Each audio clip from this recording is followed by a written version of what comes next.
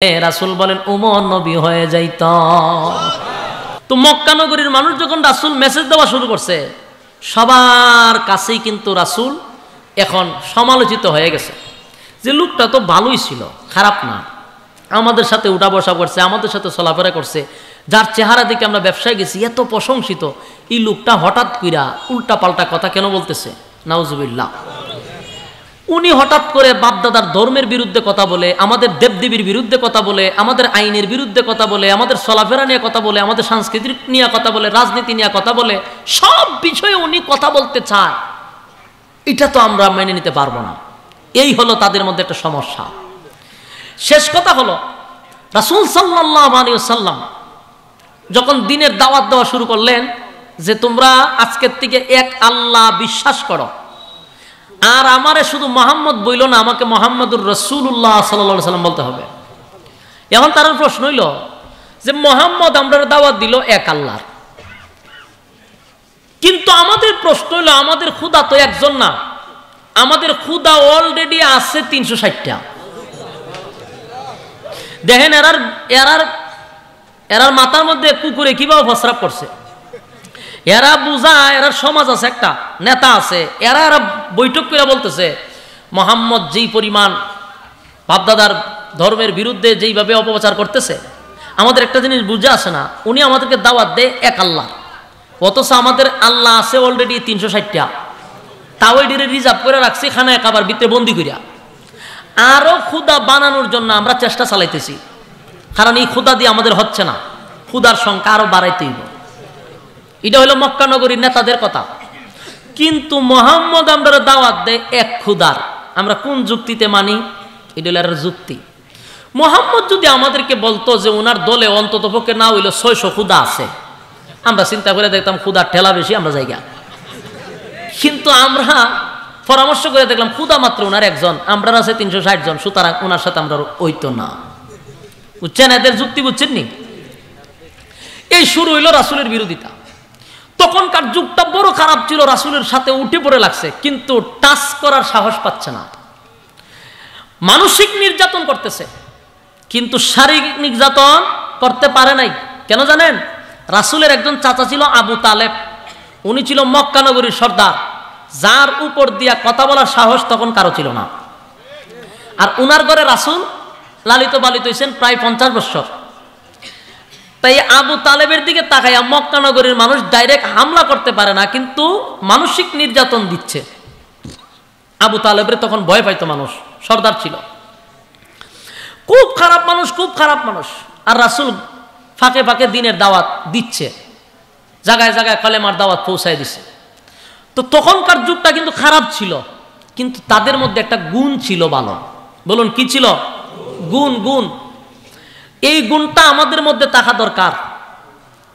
যেই গুণটা কাফের বেঈমানদের মধ্যে ছিল, যেটা আল্লাহর কাছে পছন্দ ছিল। গুণটা হইল তারা মানুষদেরকে খানা খাওয়াইতো। কি খাওয়াইতো? মেহমানদারি করাইতো। মেহমানদারি করানো রাসূলের সুন্নতের মধ্যে অন্যতম একটা সুন্নত। মানুষ খাওয়ানো কিন্তু অনেক সওয়াবের কাজ। মানুষ খাওয়াবেন, কিন্তু আমরা খাওয়াই কি জাত খাওয়ানি? খাওয়ায় তেল মাথায় তেল মারি।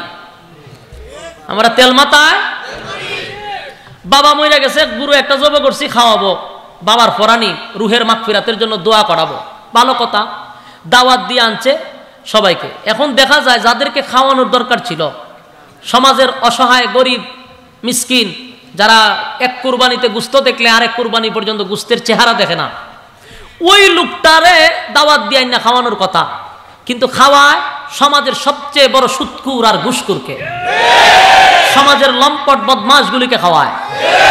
এটারে কয় তেল মাথায় তেল মারা। অথচ সমাজের একেবারে নিরহ এতিম মিসকিন গুলা বেগ নিয়ে দাঁড়ায় আছে প্যান্ডেলের কাছে, এরা দেখলে লাড়িতে দৌড়াই দেয়। কেন? প্যান্ডেলের ভিতরে ঢুকলে ইজ্জত যাইব গা, কারণ সমাজের মান্যগণ্য জঘন্য ব্যক্তিরা দে বসা। এখন এই সমস্ত মিসকিন যদি প্যান্ডেলের ভিতরে ঢুকে, এদের ইজ্জত যাইব, তাই লাড়িতে দৌড়াই দেয়। আল্লাহর আরশ কাঁপতে থাকে। এরা একটা গুস্ত পায় না বছরে একবার, তোর দরজার সামনে দাঁড়ায় আছে একটা ব্যাগ নিয়া। তোর উচিত ছিল রুহের মাগফিরাতের জন্য এদেরকে পেট ভরাইয়া খাওয়ায় দেয়, এরা আহ বলবে, তোর ডাইরেক্ট দোয়া কবুল। কোনো পর্দা নাই। কিন্তু যাদেরকে খাওয়াস, এরা মানুষ, রূপী জানোয়ারের মতো। এরা দেখতে মানুষ, কিন্তু চার পাওয়ালা জানোয়ারের চেয়ে অনেক নিকৃষ্ট। কিন্তু কাফের বেঈমানদের মধ্যে একটা গুণ ছিল, তারা এরকম করতো না। তারা মানুষদেরকে খাওয়াইতো, গরিব হোক ধনী হোক সবাইকে দাওয়াত দিত, খাওয়াইতো। এই গুণটা আল্লাহর কাছে পছন্দ ছিল। আপনারা কি কথা বুঝতেছেন? বিরক্ত হইতেছেন? আগে ভূমিকাটা বোঝার চেষ্টা করেন, মনোযোগ দিয়ে শুনেন, সামনের আলোচনা শুনতে মজা পাইবেন। প্রথমে যদি তাড়াহুড়া করেন তো সামনের কোনো আলোচনা বুঝতেন না। এই জন্য একটু ধৈর্য ধরেন, লড়াচড়া করেন না। সম্মানিত শুধু এই গুণটা আল্লাহর কাছে পছন্দ। তো তখনকার যুগের কিছু জাহান্নামের সিল মারা জাহান্নামী ছিল, যাদেরকে আল্লাহ সিল মারে দিছে জাহান্নামের লাগিয়া। এরকম কিছু জাহান্নামীদের মধ্যে একটা জাহান্নামীর নাম হলো উখবা ইবনে আবু মুঈদ। এই উখবা ছিল ব্যবসায়ী, সে গেছে সিরিয়ায় ব্যবসা করার লাগিয়া। ব্যবসা করতে গিয়া তার কিন্তু আবার প্রচুর লাভ হয়েছে ব্যবসায়। তো লাভের টাকা পাইয়া চিন্তা করতেছে, প্রচুর লাভ যেহেতু হয়েছে ব্যবসা কইরা, আমি এবার মক্কায় গিয়া মানুষকে খাওয়াবো। কি করবে? মেহমানদারি করাবো। সে কি মুসলমান না মুশরিক? ইহুদি, আল্লাহর দুশমন। কিন্তু তার ভাবনাটা, তার চিন্তাটা কত ভালো যে আমি মানুষদেরকে মেহমানদারি করাবো। সে দেশে আসছে, মক্কায় আসছে, আইসা চিন্তা করলো মানুষকে যেহেতু খাওয়াবোই, তাহলে সবচেয়ে ভালো মানুষটারে খাওয়াবো। সুবহানাল্লাহ, সবচেয়ে ভালো মানুষ খাওয়াবো। এখন ভালো মানুষকে এখন চোখ বন্ধ করে দেখে আল্লাহর রাসূলের চেয়ে ভালো মানুষ মক্কা নগরীতে কেউ নাই। এখন না তুইলে আমি মোহাম্মদ রে খাওয়াবো। এখন সে মোহাম্মদুর রাসূলুল্লাহ সাল্লাল্লাহু আলাইহি সাল্লামের কাছে গেছে দাওয়াত লইয়া।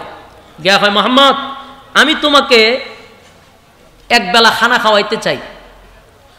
তো রাসূলের কাছে অনেক সাহাবায়ে কেরামরা বসা ছিল।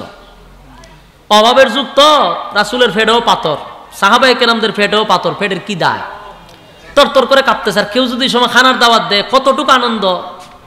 রাসূল চিন্তা করতেছে, আমারও দাওয়াত দিল, আমার সাহাবীদের কথা কয় না কেন। হঠাৎ করে ওই উখবা বলতেছে, শুধু আপনি নয়, আপনার সাথী সঙ্গীদেরকে নিয়ে আপনি খানা খাইতে যাইবেন।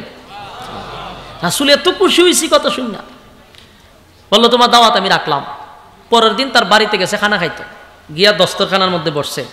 খানার প্লেট যখন সামনে আসছে, আল্লাহ ওনার মাথা একটা কথা স্মরণ করাইয়া দিছে, যে আপনি যে খানা খাইতে আসলেন, যার ঘরে খানা খাইতে আসছেন সে তো আপনার বিরুদ্ধে কথা বলে। 2 নম্বর হলো সে এক আল্লাহ বিশ্বাসী নয়, সে 360টারে খোদা মানে, সে একটা মুশরিক।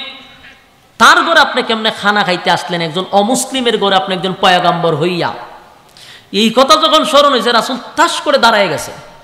দাঁড়ায় বলেন, উখবা, আমি তোমার ঘরে খানা খাইতে পারি না।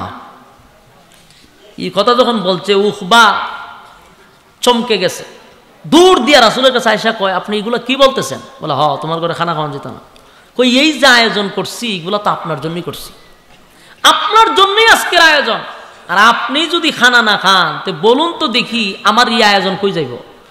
রাসূল কয়, শুনো, আমি একজন পয়গম্বর হই একজন অমুসলিমের ঘরে খানা খাইতে পারি না। আপনারা খাইতে পারেন? রাসূল যদি না খাইতে পারে আপনারা চলবে নাকি? আমরা বাঙালিরা খাই তো, আমরা খাই। কেন খাই জানেন? আমরা নির্লজ্জ বেহায়া মুসলমান। আমরা হিন্দুদের প্রসাদও খাই, নাক ডুবাইয়া খাই, কিন্তু কোনো হিন্দুরা আপনার বাড়িতে না খাওয়াইতে পারবেন না। কেন? তাদের লজ্জা আছে, তাদের শরম আছে। কিন্তু আমরা বেহায়া জাত, আমরা শরম নাই। কিন্তু রাসূল বললেন একজন অমুসলিমের ঘরে আমার খানা খাওয়া